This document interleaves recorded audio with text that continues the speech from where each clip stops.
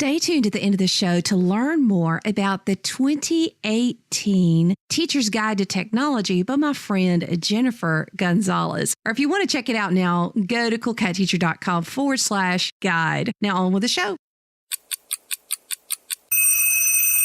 Need a mentor? Want to mentor someone? Well, we have an exciting form of professional development today. We're talking about virtual mentorships for emerging leaders. Episode 243.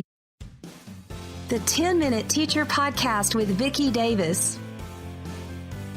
Every weekday, you'll learn powerful, practical ways to be a more remarkable teacher today. Mentorship. It can be so hard to find a mentor or even to be a mentor. Now, some schools have official mentor programs, but our guest today, Jodie Pierpoint, an educator from Ohio, has a virtual mentorship program that she's working with, and she blogs and talks all about mentorship. So, Jodie, tell us a little bit about what you're doing. Thank you, Vicki. I'm very excited to be here talking about this program. I started this program in the summer of 2017, and it started just as a whim. I have had such wonderful mentors in my life. As I started, I'm an aspiring school leader, and I've had wonderful mentors. As I'm looking for jobs, I said there had to be more people like me that were also struggling to look for that perfect admin position, and what could I do to help other people? So what I did is I tweeted things out. I started blogging about it. I said, who's like me? Who needs somebody to be on their side to help them look for some admin type positions? So I was very humbled. Over 20 people responded to me, and I was looking for maybe 4 or 5 people. 20 aspiring people just like myself responded to me, and I'm like, oh, now I have to find mentors. So then I blogged again, and I found another 20 people from around the United States, and I've set up this virtual mentorship program where aspiring school leaders are set up with current school leaders, K-12, and we have webinars, and we have one-on-one. They're paired with whatever they are interested in going into, so whether it's elementary or district leadership or high school leadership, and they have these organic one-on-one conversations outside of their, brick and mortar buildings, or outside their own. Maybe they have mentorship within their own schools, but now they have these organic one-to-one personalized mentorships with mentors outside that they're having some great conversations with. How long has this been going? We started in August of this year, so August of 2017, and my hope is to go with this cohort of people until about May or June, and then if it takes off, we'll get another cohort of people for next year. What are the results you're seeing so far? What are people saying about this mentoring relationship that's emerged? So what's really exciting is we're doing webinars about twice a month. We have 16 topics that we're talking about, and people outside of this cohort are joining the webinars. So I'm getting positive feedback from not only the people in the cohort, but people outside the cohort too. So people are joining, they're responding, they're getting the information our mentors are sharing, and they're just adding so much value to and resources that people not only that are aspiring leaders are looking for, but people in the job hunt. We've just recently had a webinar on relationships and why relationships in schools are so important, and anybody could have joined that, and a lot of positive feedback came from these webinars. These aspiring leaders, are all 20 of them are looking for jobs? Is that basically it? Are they all finding jobs, or how's that going? I think right now, most of the cohort will be looking for jobs here starting in January. They're aspiring now, so the hope would be to find them jobs, or maybe they're happy in their classrooms now, being a teacher. But all of them are either obtaining or will be looking for leadership jobs this spring. You are passionate about mentoring. Why? It's not just about the job search, is it? No, it's not. I have had wonderful mentors in my life, but I'm also a mentor. So it's not just me finding somebody to mentor me, I think it's also important to give back as well, because no matter what stage we are in our careers, I think it's important to share those experiences and help grow somebody else. So although I'm an aspiring school leader and I need that guidance from somebody else, it's important for me to give back as an educator for 17 years, to share what I know about special education and about teaching. So although I'm being mentored, I'm also mentoring other people. I have somebody that I'm mentoring right now that is a special education teacher. This is her 4th year teaching. So it's all about that relationships that you form and how you can help each other out. It's a wonderful feeling to be able to talk and share experiences and grow and introduce people to each other. And we're in a situation now that we can jump on social media and share and grow with each other. And that's really my goal, is to be able to connect people. All of this is just free and organic, and this is like your hobby. It's all happening outside of school, outside of my typical workday. So my typical workday, I'm a special education teacher.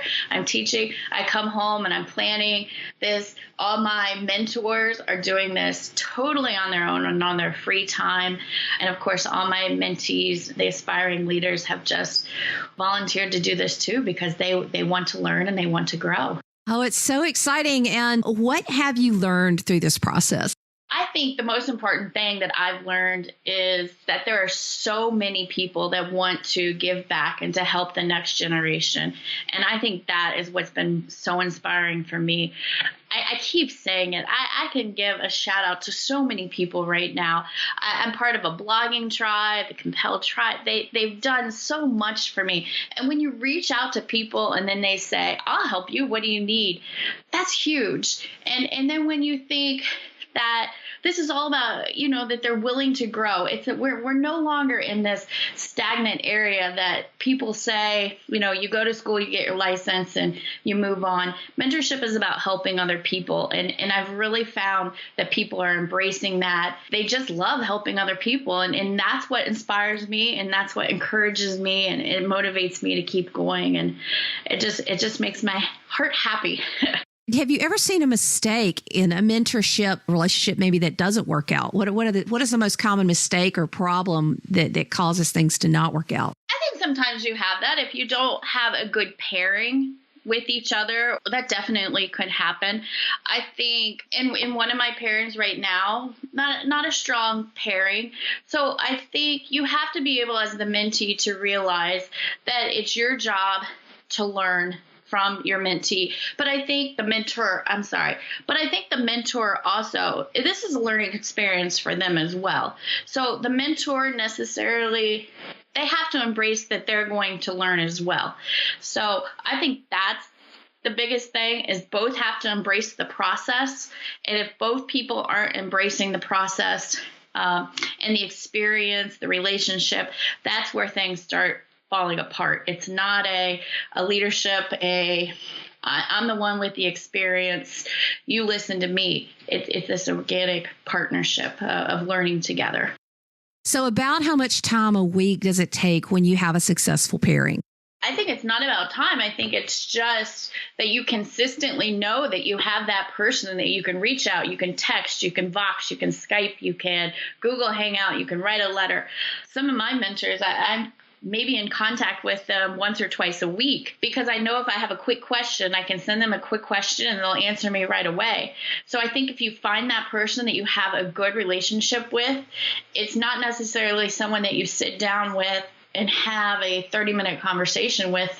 It's I trust you. What's your opinion on this? Okay. And you have that. What's neat about this program that I've kind of made is that it's all virtual. These people might not ever see face to face their mentors, but they have that connection. They have that time that they can sit down and ask true questions where they might not be able to do. If you're hooked up with a mentor within your building, you might not be able to ask as freely as questions as you might have. So We've given us another way to build our PLN, virtual mentoring. And this is a great example of virtual mentoring for emerging leaders, just something that people are doing on the side to help. It's organic. I guess you could say viral in some ways, and that it's just pretty much word of mouth. Check the show notes if you're interested in this particular program or finding out more from Jodie about how you can start your own. I think that in today's modern era, we need to find creative ways to connect and learn from one another. My favorite book on technology, The Teacher's Guide to Technology 2018 version is here from my friend Jennifer Gonzalez with over 200 education technology tools. You can learn more at coolcatteacher.com/guide. Now, let me tell you a little bit about what's in it. She has written about over 200 education technology tools, things for assessment, flipped learning, presentations, parent engagement, videos, and more. Now, in the book, you have a simple description, a screenshot, and examples of how it's used in the classroom. Because remember, it's not about the tool, it's actually about what you're trying to do. But then you can click a button and there is a video that shows how the tool works. This is a fantastic and affordable guide. Just go to coolcatteacher.com/guide and check out the 2018 Teacher's Guide to Tech by Jennifer Gonzalez.